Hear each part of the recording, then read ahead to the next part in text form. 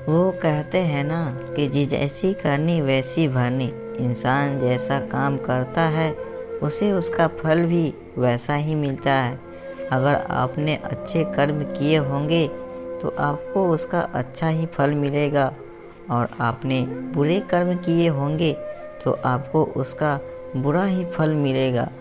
अगर किसी के साथ बुरा होता है तो लोग कहते हैं कि इसने पिछले जन्म में ज़रूर कुछ बुरा किया होगा, इसलिए ही उसके साथ ऐसा बुरा हुआ। और अगर किसी के साथ कुछ अच्छा होता है तो लोग कहते हैं कि इसने पिछले जन्म में ज़रूर कुछ अच्छा काम किया होगा, इसलिए ही इसके साथ आज ये अच्छा हुआ है।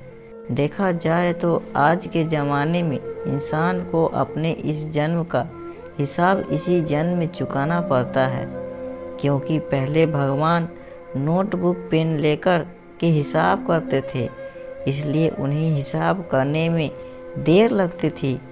आज के ज़माने में भगवान के पास भी लैपटॉप आ गया है, तो उन्हें इंसान के कर्म का फल देने में यानी उनकी हिसाब करने में देर नहीं लगती। आज की कहानी के बारे में है। एक बार एक व्यक्ति को रास्ते में यमराज मिल जाते हैं। वो व्यक्ति उन्हें पहचान नहीं पाता है। यमराज ने उस व्यक्ति से पीने के लिए पानी मांगा।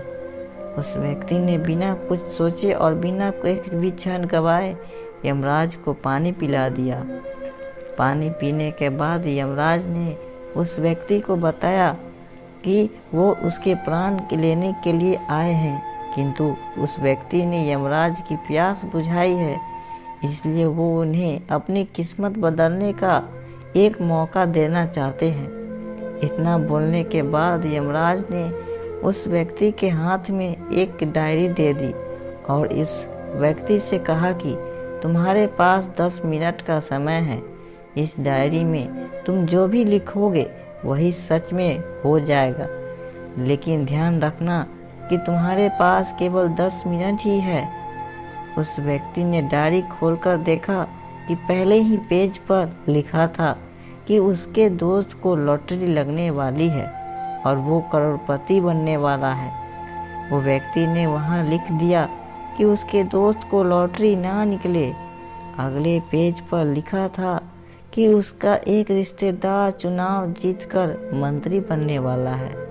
उसने वहाँ पर लिख दिया कि उसका रिश्तेदार चुनाव हार जाए। इसी तरह वह पेज पलटता रहा और अंत में उसे अपना पेज दिखाई दिया।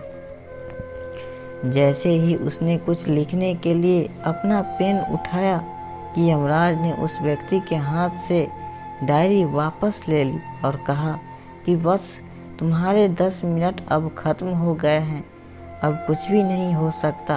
यमराज ने कहा कि तुमने अपना पूरा समय दूसरों का बुरा वक्त करने में व्यतीत कर दिया और अपने आप को ही खतरे में डाल दिया। अब तो तुम्हारा अंत निश्चित है। अब तुम्हें कोई नहीं बचा सकता, क्योंकि तुम अपने आप को ही नहीं बचा पाए। यह सुनकर वो व्यक्ति बहुत ज़्यादा पछताता है, लेकिन अब पछताने से कुछ नहीं हो सकता था, क्योंकि अब सुनहरा मौका उसके हाथ से निकल चुका था। अगर भगवान ने आपको कोई शक्ति दी है तो कभी किसी का बुरा ना सोचे और ना ही किसी का बुरा करे।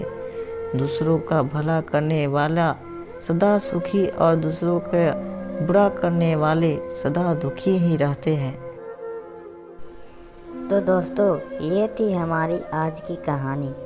आपको ये कहानी कैसी लगी है कमेंट में हमें अपनी राय ज़रूर दें। वीडियो अच्छी लगी है तो वीडियो को लाइक कर दे और हमारी इसी तरह की कहानियाँ को लगातार देखने के लिए चैनल को सब्सक्राइब कर दे और घंटी को ऑल पर सेट कर दे, जिससे कि हमारे वीडियो का नोटिफिकेशन आपको तुरंत मिल सके। तो आज के इस वीडियो में आपसे विदा लेते हैं और मिलते हैं फिर किसी नए कहानी में।